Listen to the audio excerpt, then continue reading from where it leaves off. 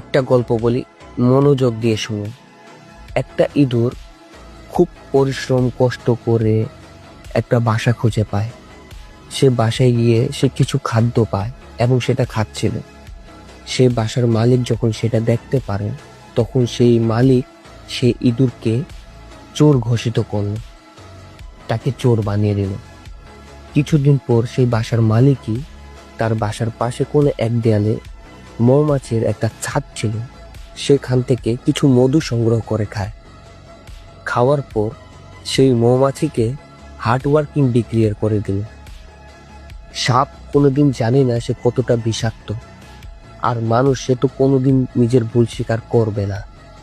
সেই ইঁদুর যে এত পরিশ্রম করে কোন একটা বাসা খুঁজে পেয়েছিল খাওয়ার জন্য, সে কোনোদিন জানেই না যে খাদ্যটা সে খাচ্ছে সেটা চুরি করা। ঠিক সেইভাবে যে মালিক বাসার, সে জানেই না সে যে মৌমাছির মধু খাচ্ছে সেটাও চুরি। কিন্তু এখানে অবশ্যই একটা কথা মনে রাখবেন যে পৃথিবীর মধ্যে সত্য মিথ্যা বলতে কিছু নাই। আছে তো শুধু দুইটা জিনিস, একটা হচ্ছে স্ট্রং আর একটা হচ্ছে উইক। যে স্ট্রং সে নিজের হাতে নিজের তকদির নিজেই লেখে।